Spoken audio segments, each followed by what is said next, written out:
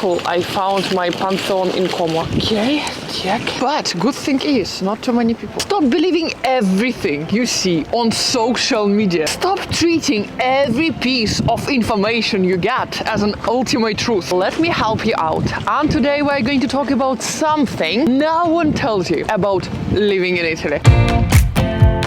Hi guys, I'm Anna, and if you've been following this channel for some time, you know that currently I manage my life between Europe and California. I love Los Angeles, I love London, and of course, obviously, I love Italy too. As many of you already know, I spend a lot of my time in Rome, in Milan, and now in Lake Como. But what most of you don't know, that none of my income streams actually coming from Italy. And certainly, this is one of the main reasons why Italy is such a pleasant place for me to be. But okay, let's start from the beginning. I've been partially living in Italy for almost 10 years, and yes, I have my tessera sanitaria. My Italian viewers will definitely get it. And my second Italian citizenship. Hello, my dear American friends who would like to do the same, please write me an email, we can sort it out for you too. And disclaimer for all of you right away. This is my channel and my video where I'm sharing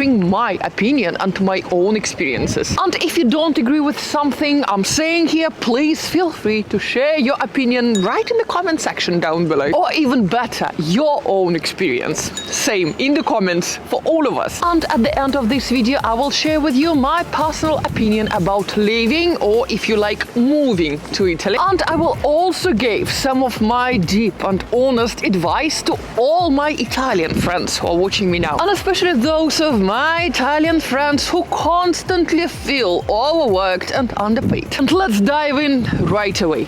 Dive in. And certainly, let's start with some positive things, as there are so many advantages, so many positive things about living in Italy. And first of them, nature and the landscape. Anyone who'd ever once visited Italy, you perfectly know that this gorgeous country practically offers everything and anything you ever wanted. Mountains for skiing and hiking, those gorgeous beaches for amazing summer holidays. Wintertime, you can enjoy your skiing or snowboarding activities in the Italian Alps Dolomiti. And in the summer, you have even more options. For those stunning, unforgettable summer holidays, just head to Puglia, Sardinia or Sicilia. And if you're not a big fan of that salty water or excruciating heat summertime, you can escape right here, Lake Como. Number 2, I should have started with this probably, but Italian food. Globally famous Italian food. I probably don't even need to explain this one. Italian cuisine is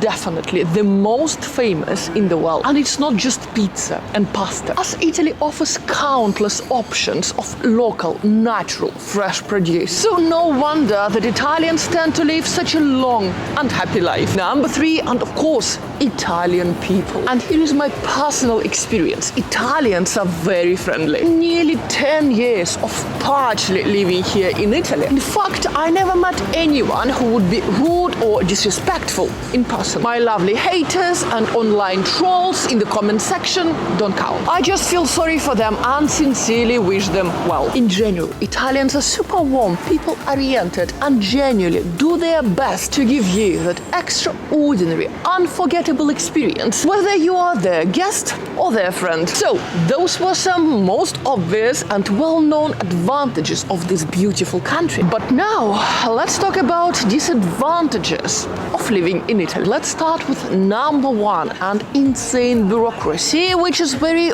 well known internally inside the country. Okay, this is my personal opinion based on my personal experience. What I've seen in Italy, connections are everything, and if you don't know the right people, you will be waiting forever. I'm talking about some areas like healthcare, doctors, dentists, good schools, and especially anything involving governmental organizations. Let's take something like tessera sanitaria, for example. And if you don't have the right connections here in Italy, you will be waiting for the documents for years. And obviously, the bigger the city, the longer the wait. However, there is what I call a magic call. In Italy, people who've lived in one place for a long time, or just people from the same region, it seems to me they can often speed up those processes just with one right phone call. Well, that might be great for the locals, but for the foreigners sometimes it can feel impossible. So, if you're planning to apply for any sort of documents here in Italy, or buy your property, or even get your residency or citizenship here in Italy, you will have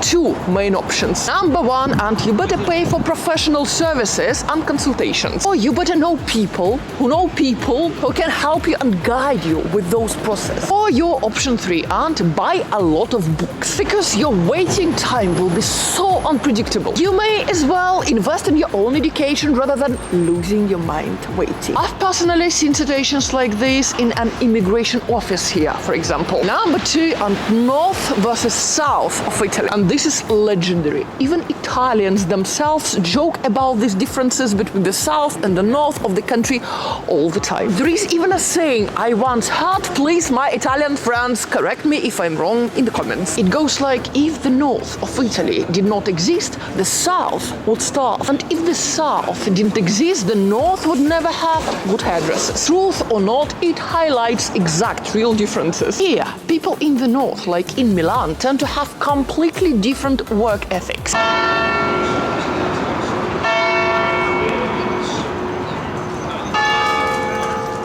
Business attitudes compared to those in the south. For example, people in Milan here, you will be surprised, are so punctual, and also buses and trams are super punctual and reliable compared to the south, where time seems to move at its own pace, or it just doesn't move at all. In the north, businesses often open earlier and they don't shut down for riposo, that long afternoon break, typically from 1 p.m. to 4 p.m. like they do in the south. Okay, don't get me wrong, I love the south, it's so beautiful. But again, from my own experience, doing business in places like, for example, Sicilia can be really challenging. Same thing, my own experience, my own opinion. And these differences in fact go beyond work culture. So what else is different between the north and the south of Italy? Well, first of all, lower prices in the south. Yes, property price and the cost of living are much cheaper in the south, but unfortunately lower income as well. Number three, and let's talk about prices here in Italy. Well, if you are visiting Italy from places like California, Norway, London, or even Paris, Italy will seem incredibly affordable. That delicious cappuccino in Rome city center is 2.5 euro. Brioche in Milan or cornetto, if you are in Rome, doesn't matter, it's 1.3 euro for that guy. Weekly food shopping for one, no matter where you are in Italy, Milan, especially down south, less than 100 euros. As Italy is even cheaper than neighboring France, believe me, I've done my comparison. But if you plan to work in Italy, the situation changes dramatically. As of 2024, an average salary of Italy paint quite a clear picture. As gross annual salary here ranges from 35,000 to 44,000 euro per year. Monthly salary here in Italy ranges from 2,625 euro per month to 3,660 euro per month, and I'm talking about gross salary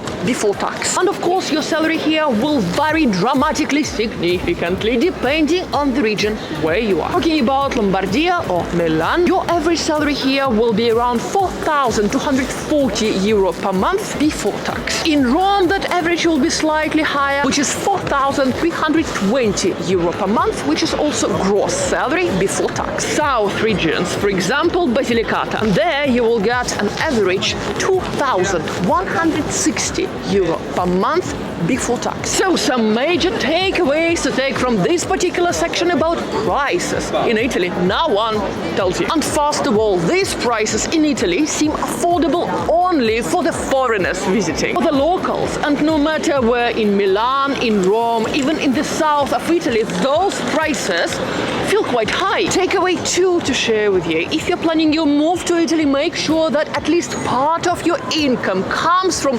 outside Italy. And I will give you some more information regarding this particular point at the final chapter of this video. Next, and learning the language and building relationships. And my point number 1, you must learn the local language, Italian. If you move an Italian person abroad and you decide to move back to Italy together with him or with her, time, you might get a little more grace when it comes to adapting to the language and learning this new language for you. And most probably you will keep speaking English with your Italian partner for a while. But eventually, and better sooner than later, you will need your own Italian language to communicate with your partner's family or friends. And if you meet your Italian partner right here in Italy, it's a totally different story. You most probably will not even be invited for those family gatherings until you speak Italian. So, if you're considering that romantic relationship with an Italian, start moving the language before you move here. Exactly the same goes for friendship and also integration into local community. Many Italians, especially here in the north, they do speak English. But if you really want to become a part of their world, you have to speak their language. So, overall experience then, and here is the summary of my own experience about living in Italy.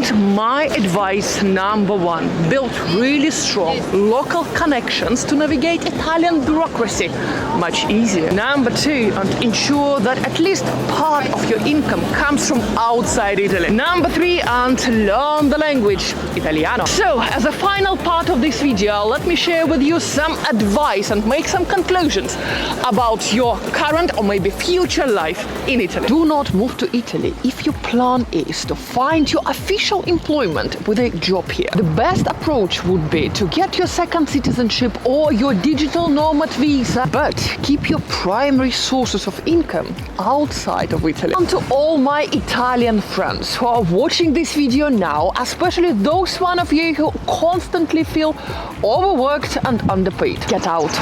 Like literally, get out. Like seriously, go and try to work in Norway or the Netherlands. In the UK then. And if you're watching me now this video without any subtitles, it means that your English is most probably good enough to get a job there. In Norway, for example, you will get paid 3 times more for working 3 times less. And you will finally understand what is work-life balance is. Okay, I'm not saying that you must leave Italy forever. Absolutely not. But just give it a try. Take your chance, especially if you're young, single, or a young couple with no kids. This is your time to explore, to experience life. Work abroad for a few years, save some money, and after that you will decide if you want to come back. So, let me know what you think, and if you need any further advice, you're so welcome to join my online successful relocation school, where I help people like you to move to the country of their dreams, or just to move abroad and try explore their life there. Or if you want more personal, more specific advice, feel free to arrange a private conversation with me. So I love you so much, guys. I can't wait to see you next week. Stay safe, be happy, and as our tradition goes, until the next week, guys. Ci vediamo, ragazzi. A presto. Ciao ciao. Ciao. Bye bye.